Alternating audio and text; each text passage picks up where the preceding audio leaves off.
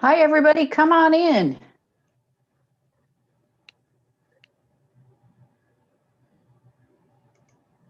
It's good to see everybody. Even though I can't see you.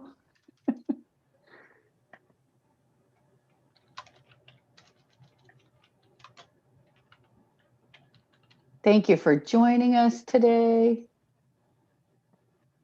So excited that you're here with us.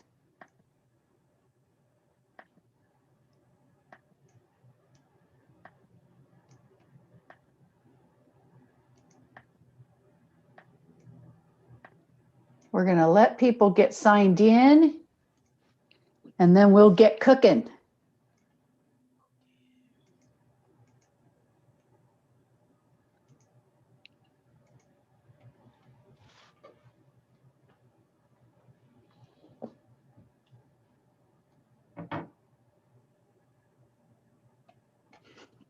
Hello, Promise Team in the hose.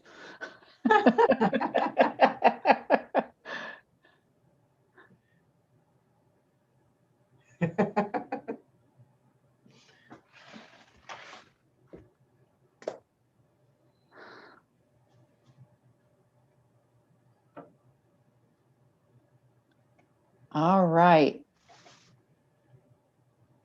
So we'll just wait one more minute and then we'll get going. Hello, everyone. Glad you're here. And while we're waiting for people to sign in with us, I think I've said on more than one occasion that I'm a big Brene Brown fan. And one of the things that she does with her folks when she's doing workshops or different kinds of things is she has people do a 2-word check-in. So if you would like to, in the chat, put in a 2-word check-in, we'd love to see how everybody's feeling. That's a great check-in, Ashanti. Chugging along, I love it. Just a 2-word check-in, how everybody's doing. All good, good vibes, just fine, going steady, fired up. Look at Chris Sullivan's fired up. Hopeful, delightfully busy. I like that, Johanna. Pretty good. I'm good. Very tired. Yes, totally get it. Delightful, baby. These are great. These are great. Hanging in for sure. Thanks, Candace. Doing well. Doing it. Yes, Kathy, you've got a lot going on. Krista's energized. Pumped up. Full of joy. Oh, Raquel, that's lovely. All right. Good vibrations. Feeling groovy. Nice. Pretty great. All right. Well, keep them coming. Yeah.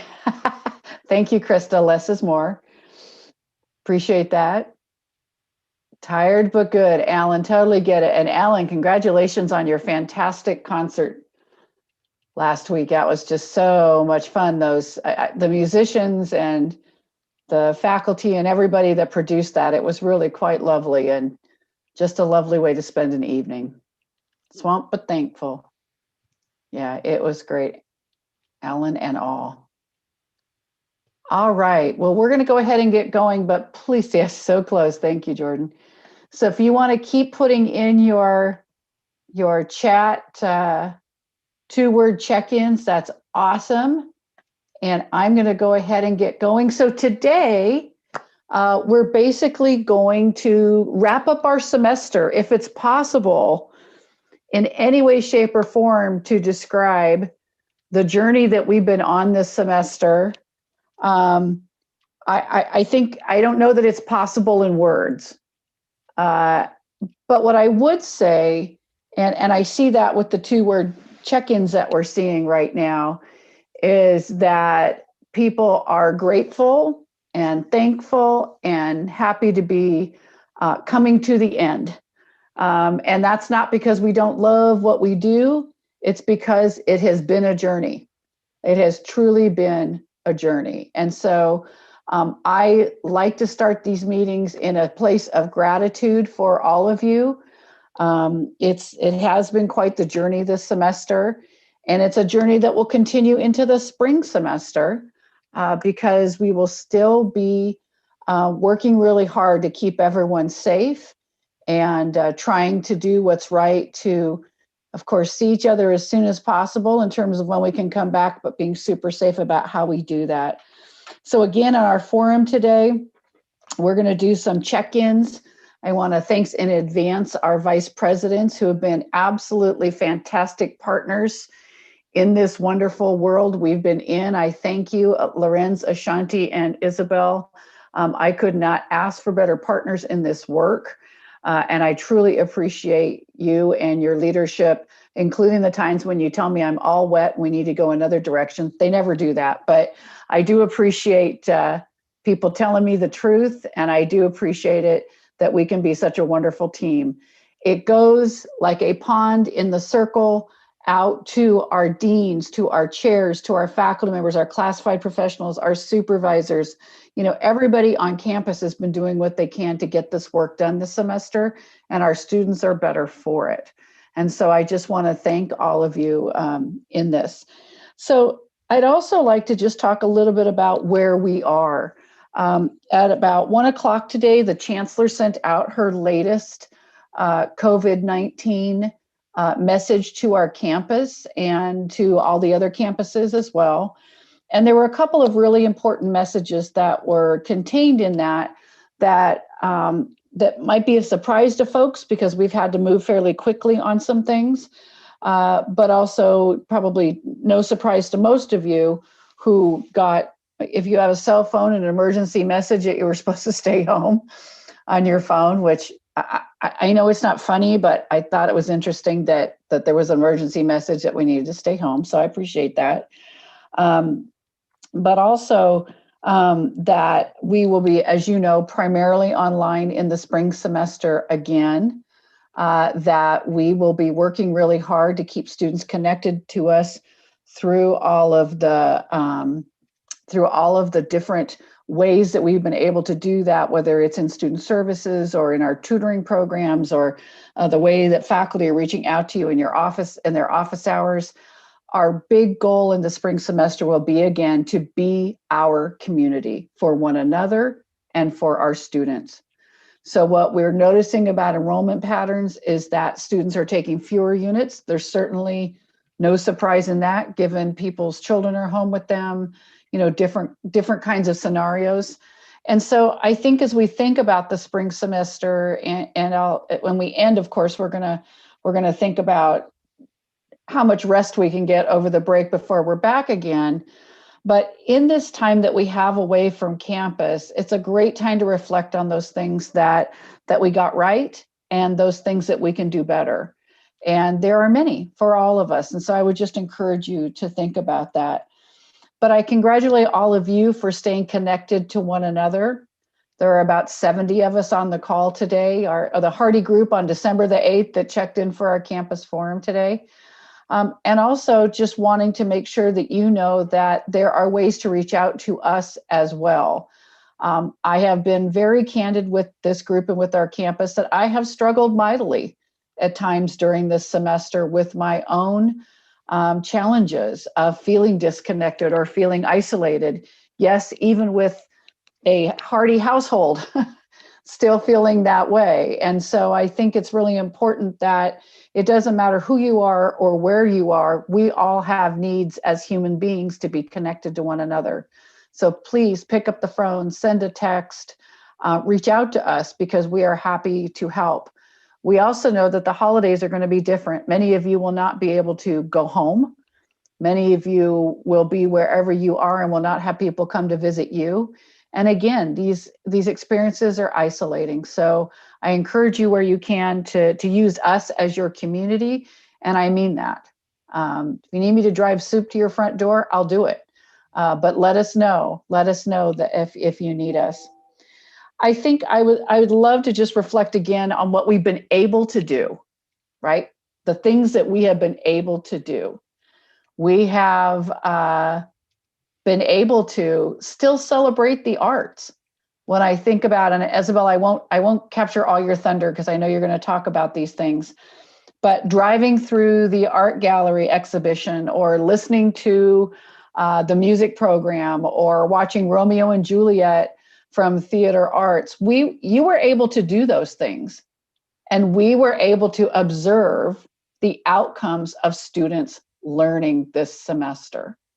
We were able to do that. We were able to, in response to the Black Lives Matter movement, the murder of George Floyd, and all of the calls for racial equity, Mesa College responded. Our librarians immediately put up the resources for the college. Our student services division immediately did their own call to action. Our administrative services department invited the president's office into workshops on anti-racism. Everyone's doing their part in their way. We were able to do that. And so we continue, even in this time of constriction, to find ways to be the leading college of equity and excellence, to be in a state of becoming. It's important for us to know that even though the isolation happens, we were still capable of great things this semester, and I expect nothing different for the spring semester. We had, I follow a few of you on Facebook. It's been absolutely wonderful to watch people like Leslie Seeger in our science program putting together kits from plants in her yard, right? Or a really fun feather boa for her meeting last Friday that they had with STEM faculty. It's been awesome to see that babies were born this semester from our faculty and our classified professionals. So the world did move forward, and Mesa College moved forward at the same time. Were we perfect? We like to think so, but no, we're not.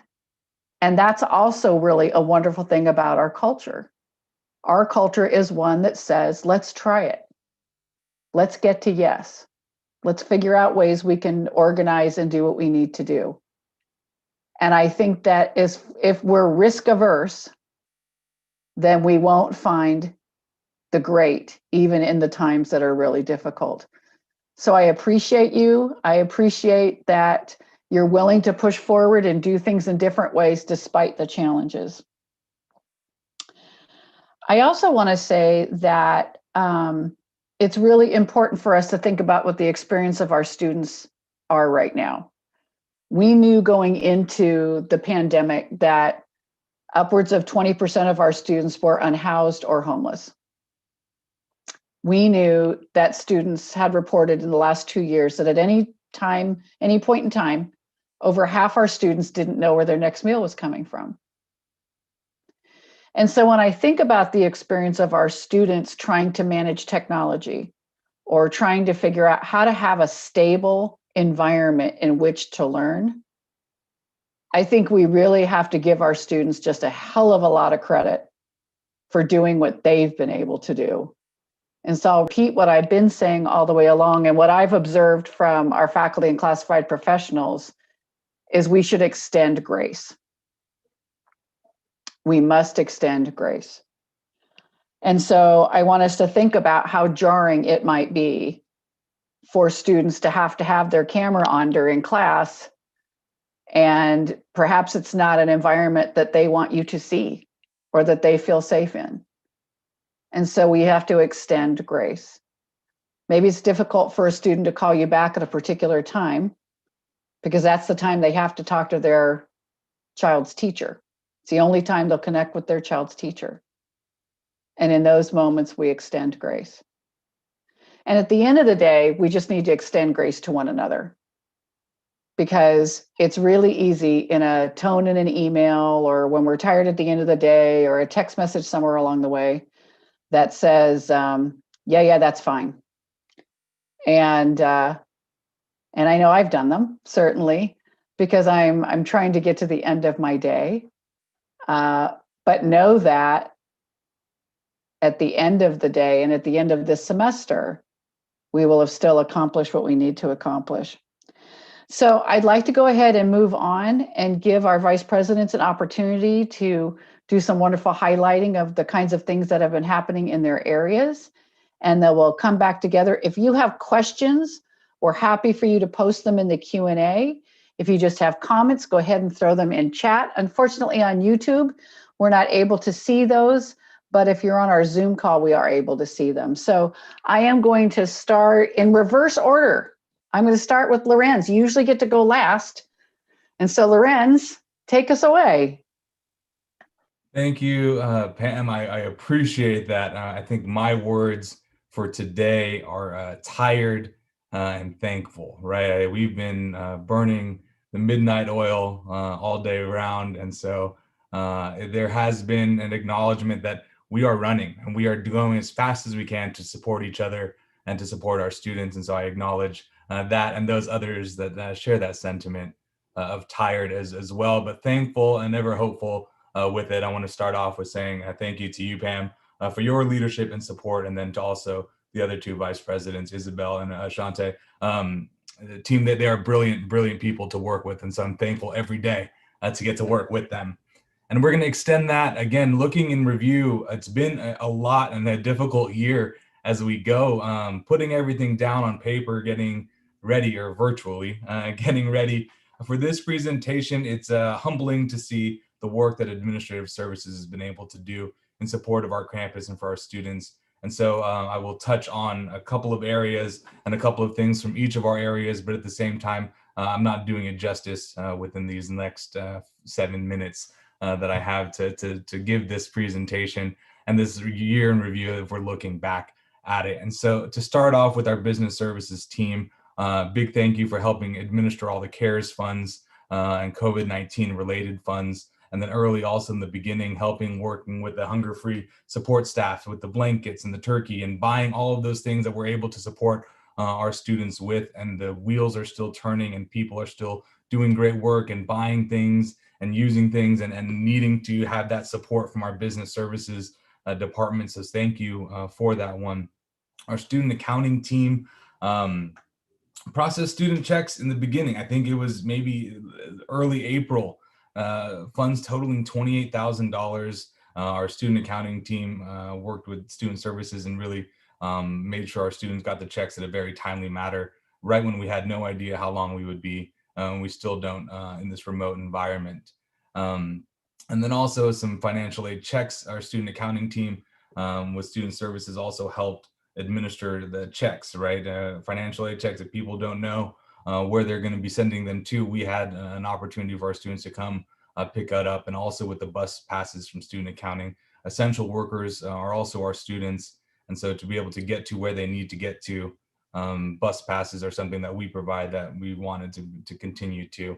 The college technology, as people were leaving campus in a rush, we were saying, grab a laptop as you go, because we understand that there are needs from our staff and our faculty and our classified professionals, administrators, and everybody, doesn't always have that ready to go at a moment's notice technology. And so thank you to college technology, again, and work with the LRC staff as well to be able to get technology in the hands of of us and our students as well. And so they have been tirelessly on campus the entire time, preparing as we're ordering from business services and receiving through our receiving department, and we're churning laptops as quickly as we can, because we know, even though we have given a significant amount out to us and to our staff and to our students, there are still those that need. And so we're still continuing to do that. And then in the meantime too, as the essential work continues, the Veterans Resource Center and the new AV and the K100 building honors rooms and support, and the stand and all of the classrooms that are in the K building to make sure that they have the technology for us ready to go whenever we do come back. And also with the hotspots as well to make sure that our students get connectivity. And then our print and mail, right? We still have mail services delivered. There's still checks coming in for the foundation. And so those need to get processed and sent to the appropriate people. So those are still essential functions. Our college events and operations team, again, the completing of the K100, we have 5 classrooms and 4 support areas. The Dreamers area will be installed this coming Thursday. And so just a big shout out to our facilities staff and our maintenance and operations team from the district as well. They are essential, and they are continuing to be on campus, making sure the plants are watered, making sure we have a clean and safe campus as well for those classes that we do have on campus. And then to go to COVID-19 safety, the reason why we have these forums and we are all in this remote environment, Jacqueline Collins, Matt Fay, they can't say enough about the work that you put in and that they put in to make sure that we are safe with creating the plan, with meeting with the deans and the faculty and the staff that are essential to be on campus to make sure we are safe, right? That is our number one priority, to make sure that we as members of this community and our students are safe, even though we do have some on-campus courses. And how can we make sure anything that we do on campus is done in the most a safe way and appropriate way possible with all of the guidelines and working with student health and all of that. So I could spend the entire time that I have talking and thanking Jacqueline Collins and Matt Fay for their work. But bring me and we'll have those conversations and we'll find some really nice ways to honor them because they're doing such great work with it. And lastly, for administrative services, I want to say I'm very deeply proud of the work that we're doing on anti-racism, sparked by the murder of George Floyd. In administrative services, we've taken it upon ourselves to begin the dialogue and learn how we can combat racism from our areas and who we are. And so first, we're starting to learn about what we do and what racism means and why is it structural and pervasive in the United States. And big shout out to Carla Grassini Concha for helping lead those dialogue efforts, and then also contacting outside agencies to help lead these conversations. And then also, as our president mentioned, inviting those in the president's office, and then institutional effectiveness, our comms and our resource development have also joined administrative services in that effort. And so it is difficult dialogue that we are having, but necessary. And there will be more to come in the coming semester and year. Some fun highlights. We won a Recycler of the Year award from the city. And so you'll see in the first Monday on the Mesa. And so thank you to Dr. Waverly Ray and our facilities staff for that one. And then it doesn't really fall neatly into any one area, but the supervisors planning group, big kudos. You are doing great work to uplift our supervisors and provide training and a place for our supervisors to have a support system. So I want to make sure we acknowledge that group as well. Pam, would you like me to go into Mesa 2030 as part of administrative services? And so if you haven't already heard, we are doing our plan, our long-term 10-year Mesa 2030 Educational and Facilities Master Plan. The task force has done amazing work on creating our goals. I think all campus constituencies have been actively sought out to have our conversations, including our students, about what do we envision our next 10 years being from an educational portion, and then also this semester taking a look at creating facilities planning principles based on the goals, and how do we make sure that equity and pathways is infused and a big part of every single thing that we do. So I want to say for the Mesa 2030 group, more work to be done, and you will see our goals and our final drafts, our assessments, and the facilities planning principles, hopefully, and next year or next semester, we will be wrapping that up and presenting it to the board. So, though a 2-minute spiel on it, it is significant work that has been done. And that's from administrative services. Thank you. Thank you, Lorenze, and thank you to your whole crew. It's been, it's, as you said, a heavy lift for many, and I appreciate all of you and the work that you've done. All right, Dr. Hands. Dr. Hands. Hey, everybody. Lorenze, that was amazing. And I'd also like to say that it is an absolute pleasure working with you and your team as well. So yeah, when Pam said you have the opportunity to almost like brag on our areas, I thought, oh my goodness, I could take the entire time, but I will really try to summarize this. And first, we have so many people in our areas. It is nearly impossible for me to begin calling individuals out by name. So I would just like to, in general, say that I thank each and every student services faculty, classified professionals, student workers, dean, departments, and programs who have worked tirelessly to make sure that students have access to people and resources that support their academic, personal, and wellness goals, and for creating space for community to occur during this remote time. Our areas have not skipped a beat when it has come to hosting job fairs, Hunger and Homeless Awareness Week, Veterans Week, small groups, workshops, clubs and AS meetings, resume support, food and check distributions, activities, flu shots, COVID updates. We've been honoring our appeals processes, outreaching to not only high schools, but middle schools. We have been able to continue with our work study program and make sure that students have school supplies and other basic needs and supports. We continue to hold appointments. Our counselors are still counseling. We are making sure that students still have accommodations, that we're promoting academic integrity, to rise up and meet the times that we are in. So in very new and meaningful ways. We are answering questions by phone, by Zoom, by live chat. We're walking students through matriculation steps. We're still hosting challenging tests and supporting our international and undocumented students. This is a busy time for students to be able to transfer, and we are still there walking them through the steps, answering questions. We're enrolling dual enrolled students. We're registering people for graduation. We have implemented new technologies. You name it, we have been doing it all. And we have had innovation, meaningful processes. We've been doing it with a grace-filled, equity-minded, student-centered approach. And I'm so grateful for our areas for that. We are creating processes for new funds to be allocated. We are providing professional learning, not only for our area, but for the entire campus. We are creating and preparing new spaces that Lorenze has spoken about, so that when students come back to campus, that it continues to feel like home, in particular for our dreamers, for our veterans, and for students in support of basic needs. Many of you may know that we have something that's called a Motivation and Morale Committee, and we have continued with that tradition. So every month we've been able to maintain interactive opportunities for our teams to connect, to socialize, to play games, to be fit, to dress up for Halloween and bring joy to each other, and many times members of our families. We have gathered twice a month to dialogue as a part of our Heal, Feel, and Be Real series, which is where we can come in a space that is safe and discuss issues of race, microaggressions, fears, our anger, hopes, growth, and unpacking our own issues so that we can better serve our students and support one another.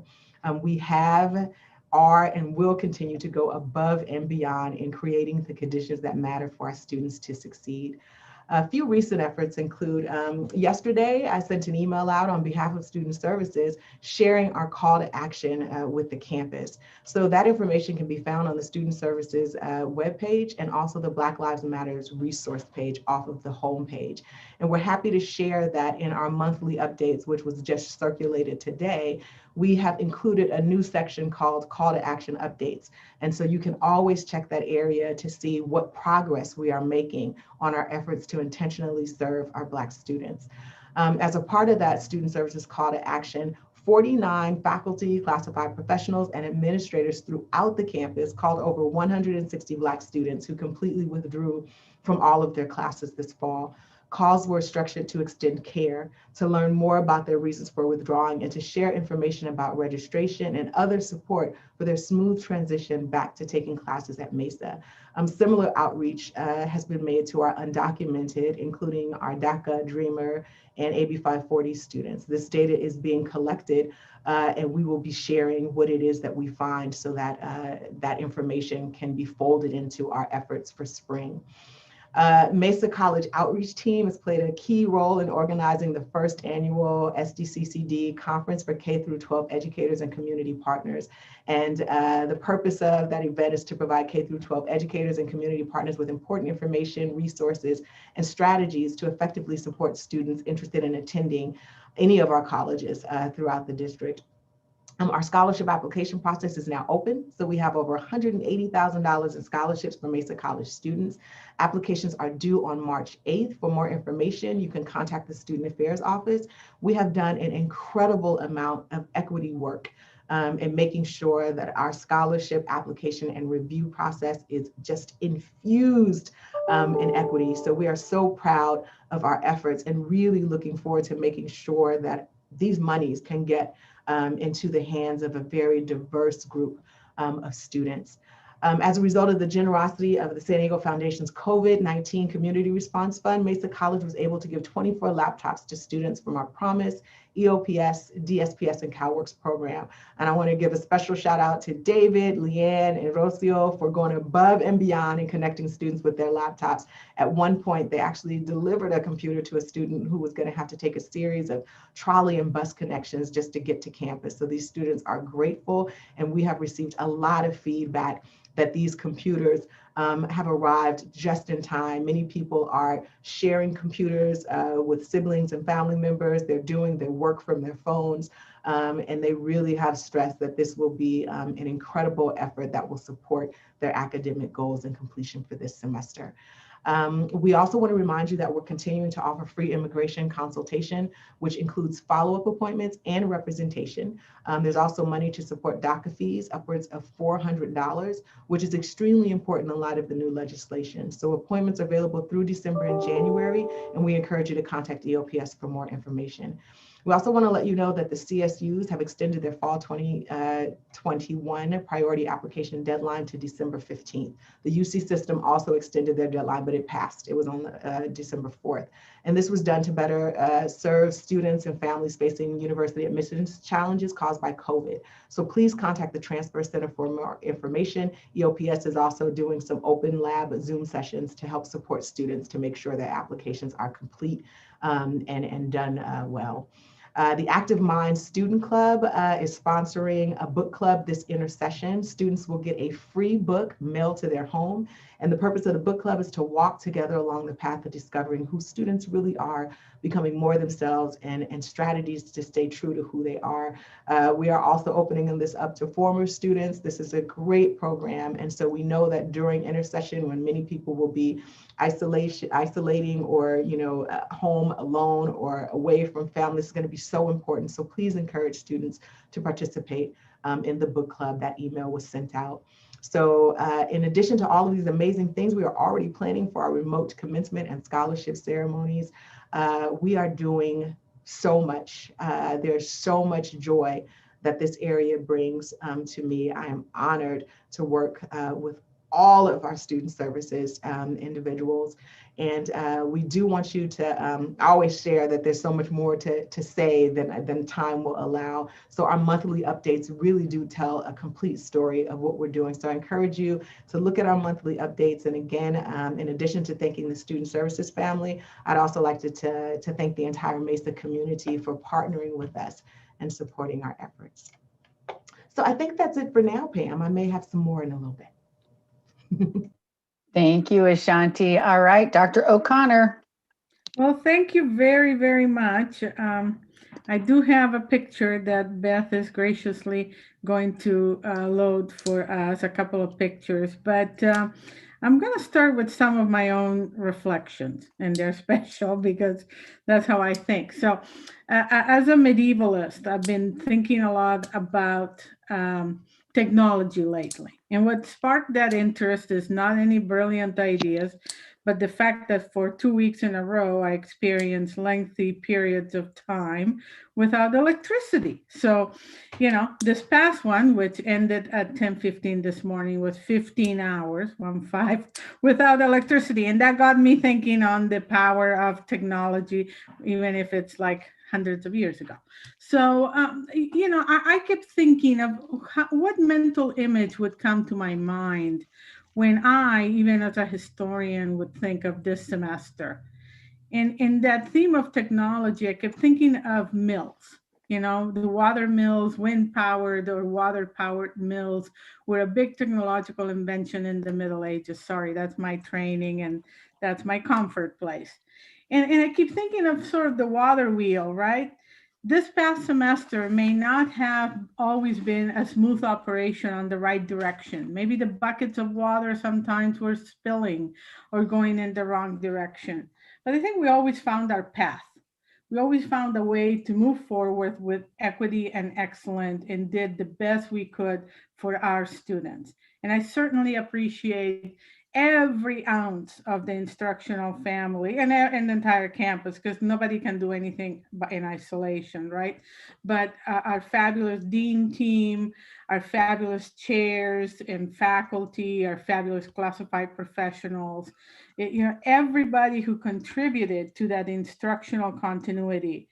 And when we mean instructional continuity, I just want to put a number in there: 1,800 sections that move forward on behalf of our students so they could complete, with an effort to always do better. How can we deliver services better? So speaking of continuity, can we get the pictures in? But we'll get the pictures in. Speaking of continuity, yay! Okay, here are the pictures that are going to sum up everything I say. Yes, the wheels may not have been very oiled up at times, but here's what we're here for: to ensure that our students, our faculty, our classified professionals, our administrators have what they need to do the job on behalf of the students. So you're going to see a couple of pictures from Allied Health where the students get their equipment, or the next one is the students are working in a classroom. Again, chapeau to the entire Allied Health and Dean Tina Recalde for really making this possible. They did a statewide presentation on how these programs were able to offer those hands-on instruction that is impossible to do otherwise. And you can see the students continue to progress. We took all the precautions. In fact, the entire state loved our pictures when we shared them. So thank you, Beth, for showing that. That's why we are here. So speaking of continuity, we did have three of those buckets fall off, and that is three of our fabulous deans moved on to other positions. And I want to start with a big shout out to our three fabulous deans: Dean Leslie Shimazaki, Dean Tina Recalde, and Dean Monica Romero, who are now doing double duty, taking over not only their old assignments, but taking other schools in addition to that. It's a big deal. It's a lot of work. They're doing it with enormous grace and with great effectiveness. So for that, I am enormously thankful. The work is best done in cooperation, and that is really the theme here. It's not just with the rest of the campus, but within instruction. How do we get the work done? And my deepest gratitude goes to, can you hear me? Okay, good. I kept getting phone calls and I thought maybe somebody's trying to tell me that you can't hear me. So my deepest gratitude goes to Manuel Velez, the Academic Senate President, and Terry Kohlenberg, the Chair of Chairs. They've been incredible partners from the very beginning. Nothing is done in isolation. They've been at the table helping the deans and I do this work together, brainstorm and move forward. So for that, I am really, really thankful and look for continued ways to cooperate. How did we prepare for fall? Well, we prepared for fall throughout the summer by focusing on professional development. And as I said at the Board of Trustees, our professional development efforts for distance education were no ordinary program. They were indeed an extraordinary program in all the meaning of the word. It was an effort spearheaded, of course, by Katie Palacios and Kara Smolovitz that had a brilliant idea at heart. How can we build on what we do best at Mesa, which is cooperation, our focus on equity and excellence? How can we then make what could be served like a module by module kind of training into something meaningful that we can then implement in our classrooms and that builds on the great talent that we have on campus? And that's how Building with Mesa Buddies was born. And just a heads up, the next iteration of Building with Mesa Buddies is going to even be more brilliant if that is possible, because we're going to be working, and that's the proposal from Katie and Cara and the DE committee, on building even greater communities of DE education.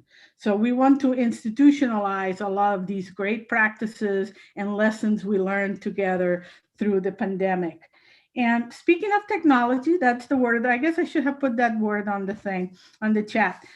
Big thank you to Dean Andy McNeil and Mike McLaren. They were absolutely amazing.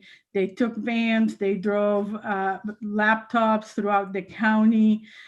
They made sure that they were on campus constantly, being able to deliver those laptops. And not just the laptops. Laptops is just the beginning. The hotspots, so our students who had technical difficulties could actually access their classes, and also the specialized software. A laptop, simply a laptop for a fashion student, for example, would not do the job. They needed specialized software programs that we were able to build, and thanks to David Fierro and the entire IT crew, we were able to load onto those. Andy and Mike organized a lot of the distribution, as well as the check-in and check-out of those laptops. Speaking of the LRC, a big thank you, of course, to Lisa Bergert for her enormous work with open educational resources. As I said earlier, this fall we saved the students over $1.1 million in terms of textbook costs. And she's been creating new ways to work with faculty. As soon as a scheduled draft is done, then she reaches out to faculty to see if they're interested on some of the sources available. Big thank you to Monica Romero. She did an enormous job, Dean Romero, in terms of organizing the building of the kits that were done throughout the campus, and kudos to Dean Shimazaki. I will always remember, some of those kids included pottery wheels because we want our students to complete their courses. So yes, or sewing machines. But anyway, Monica did a lot of the organizing, a lot of the processing, a lot of the buying. And yes, Lorenze, thank you very much to your shop, and particularly to Patty, who sent us lots of questions, but really worked to support our efforts. So thank you very much. Speaking of the wheels turning, not just with the kids, students were able not just to complete the work, but continue some of the great opportunities that make learning so much fun, meaningful, and long lasting. And I want to say thank you to Pavel Consuegra, who is doing an enormous work with internships. Our students are being placed in a lot of opportunities across the region. So thank you so much for that. We also work very closely with our high schools. There were lots of challenges. I'm not going to deny that. One of the challenges is that the high school schedule is different than ours. The timing, the circumstances of both districts are not always in alignment, but we did the best we could. And I believe in the end, we delivered the instruction. We also worked very closely with Unified to make sure that students had the technology that they needed to complete our classes. And thank you, of course, to all our CCAP teaching faculty for their flexibility in adjusting to this new environment and supporting our high school partners. Again, big thank you to Allied Health, all the Allied Health programs that had classes on campus, to culinary arts and to chemistry. We were able to complete all those classes that we had face-to-face, and the last one should be off campus on Thursday. Again, that continuity, because we are Mesa and because what we do is we put our hearts and minds and 100% of our effort into it, was not just doing the classes. As Pam indicated before, all our extracurricular, our artistic programs. For example, thank you to Dance, Blythe, and Donna for organizing what is going to be on the 12th. Don't miss it. A great concert. And since my daughter is a dance teacher, this is also very near and dear to my heart. So thank you for that. Alessandra Moctezuma, who always has a very a creative mind in itself, finding opportunities. How can our students continue to do everything that they should be doing to accomplish those objectives in their program with a fabulous art show? Georgie for the fabulous play. And Scott Robinson, I did listen. It was a beautiful concert. And then it just doesn't stop there, right? Our athletics has been a source of concern for all of us. We wanted our students to play this semester. It was not possible. So in the Pathway spirit, instruction and student services worked together to make sure that our student athletes stayed connected to us, knew that we supported them and we are here for them in every way possible. Unfortunately, as you heard from Pam, at least season 1 in the spring, we will not be playing. So we will continue to find ways to support our student athletes. So the wheels keep turning, and they turn in amazing ways, by the way. One amazing way and one amazing woman is Kathy Palestini. She is, chapeau to her. When we talk about, evaluations, of which we have quite a significant number, and we try to do them in this environment. I love Kathy's can-do attitude, always problem solving 10 steps ahead of us. So thank you, Kathy, for all your great work on that. And thank you to my great partners in Mesa Pathways. We spend a lot of time together on every Tuesday, including today when my power had just come back. And that is, of course, Howard Eskew, Tony Parsons, and Marisa Aliotto, our newest and wonderful addition to that team. Together, we try to provide some leadership and work with the Mesa Pathways Committee to advance the work. And I think despite it being remote, this semester we have done quite a bit of significant work and progress in terms of Mesa Pathways. So what can we look for in the future? Well, in the future, we can look for a lot of those opportunities to continue. I'm going to start with something that is really exciting to me, and that is a committee with a name that still hasn't been solidified, but it's in the making. It's spearheaded by Chris Sullivan and Janet Johnson. And we're looking at ways to do sort of a course redesign, a longer effort to really look at best practices in terms of culture and equity in the curriculum. A lot of this work is beginning to shape. It will continue to shape in the spring, and our hope is possibly to start doing some of it in summer. Again, we are going to have 2 dean searches in the spring. When I was saying, oh my God, that's quite a bit of work, somebody really bright and wise told me, well, think of it this way, Missy. It's not work. You're building a dream dean team. And if I want to look at it in the very positive way, I'm very excited about it. We're going to do the search for social, behavioral, and multicultural studies, as well as math and science in the spring. And then the search for the permanent dean of business and technology, hopefully, starting in May, July, and so forth. We are going to continue to offer some classes and face-to-face. And, we learned a lot of lessons. We tried to minimize the amount of those. Now with athletics not on campus, we're going to have a smaller amount of classes, but always with safety first. We are very excited. The opportunities. Oh, no, dream team, Chris. Okay, so we are very excited about ethnic studies. Mesa is leading the way. We wouldn't have it any other way.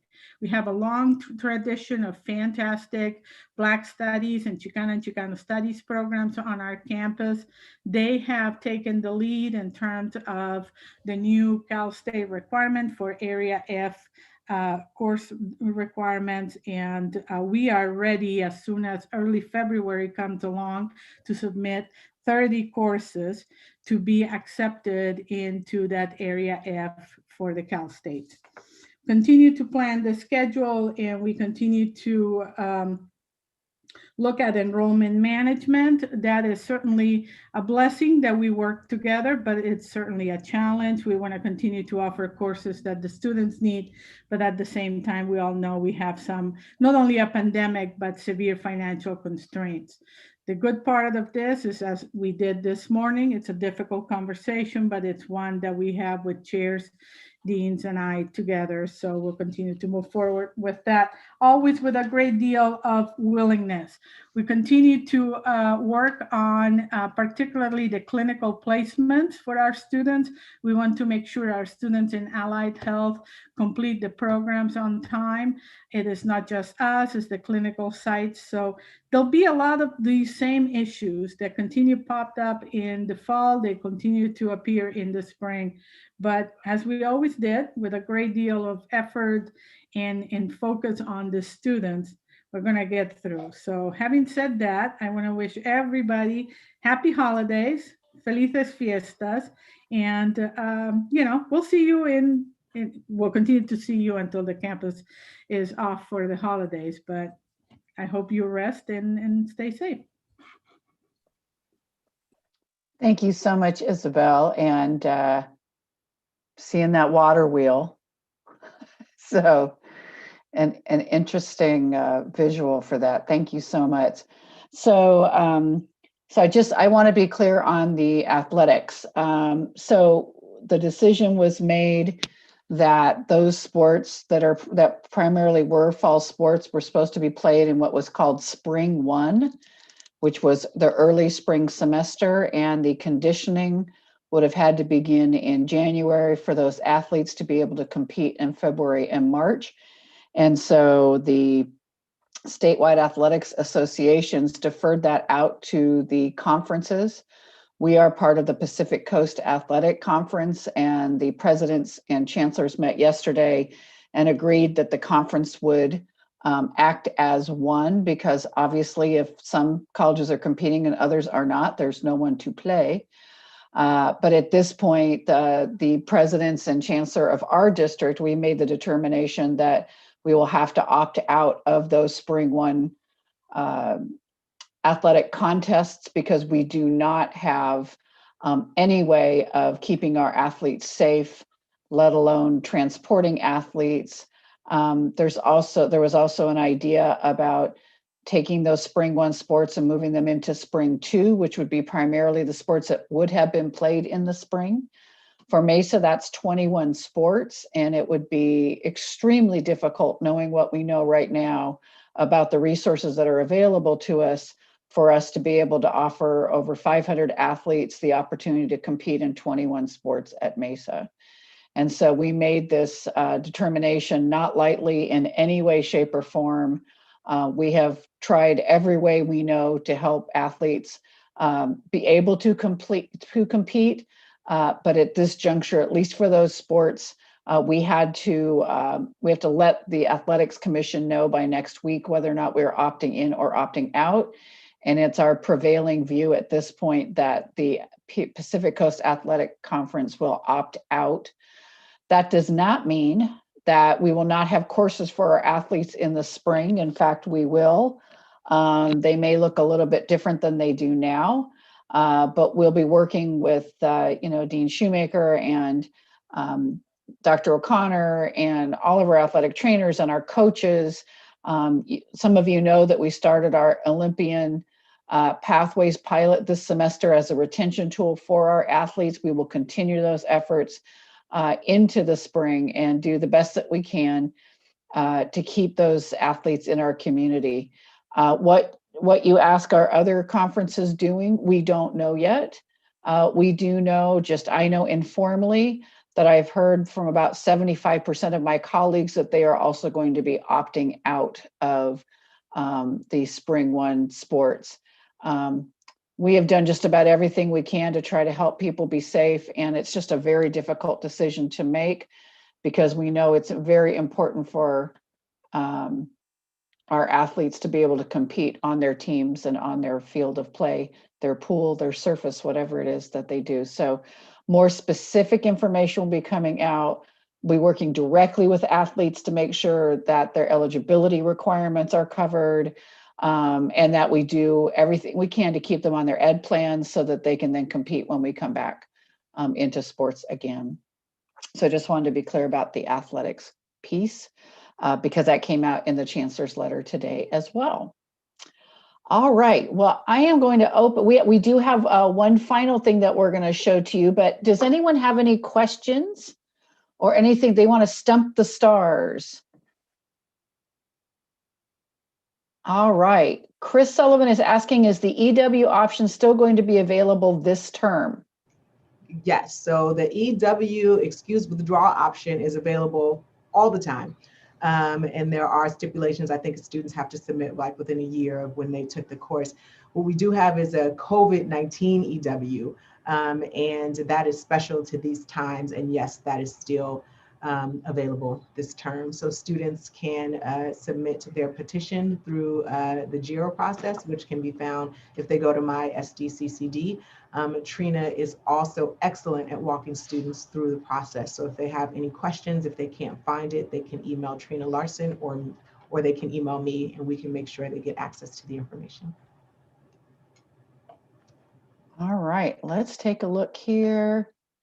Are there talks about eligibility requirements being lifted or softened for our athletes in spring or next fall? Yes, the eligibility requirements are, so I'm going to assume you're talking about eligibility to continue to play. They will not be counted against their eligibility this year. So students will have the opportunity to compete as if they did not compete this year, Tony, if that's what you're asking.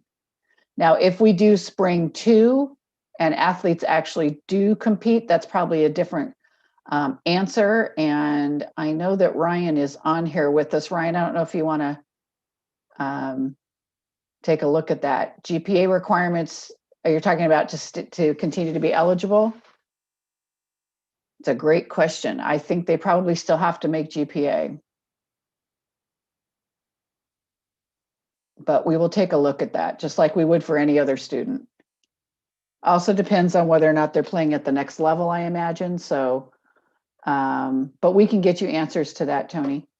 We just literally made the decision to opt out this morning. And so we will develop a full set of information so our athletes know where they stand.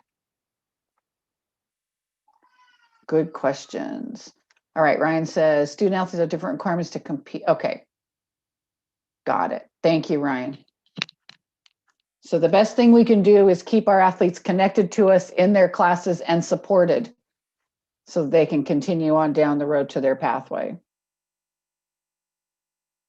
Other questions?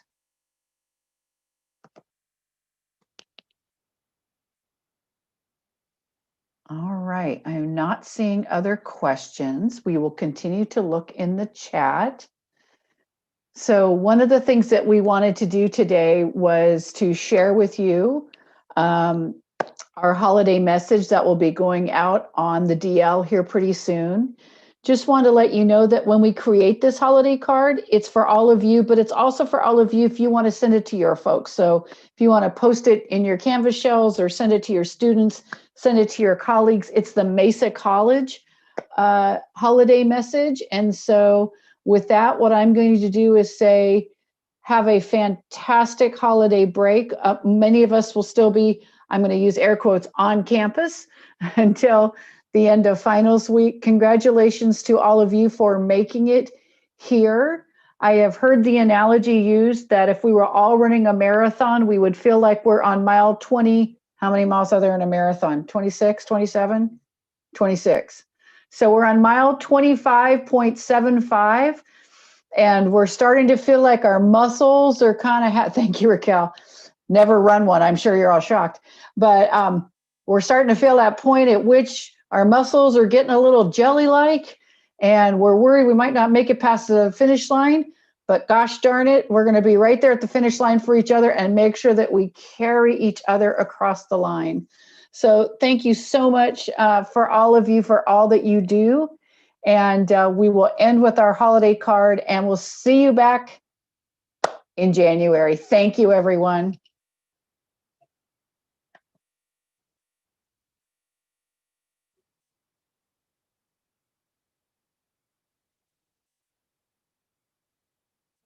Oop, I'm not hearing the music, Beth.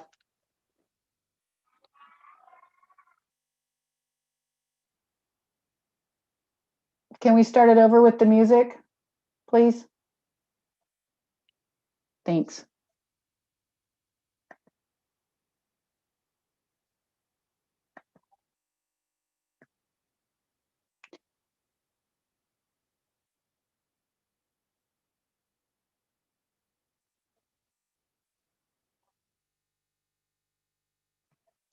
I imagine there's some technological talk going on behind the scenes right now. So bear with us.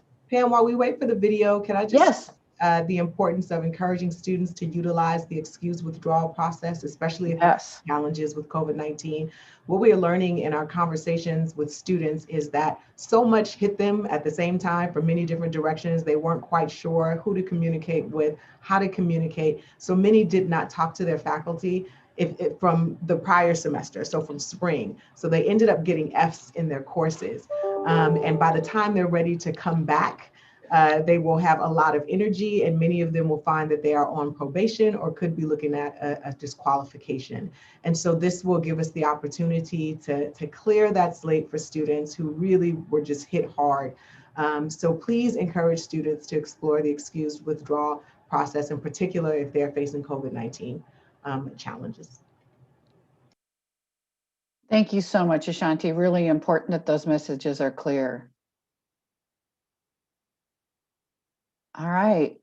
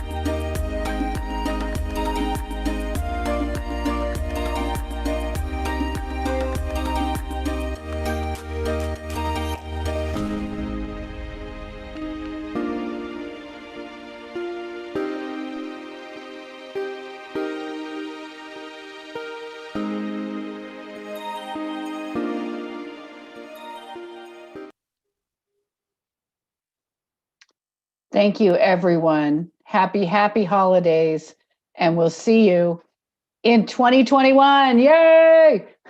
Bye, everybody.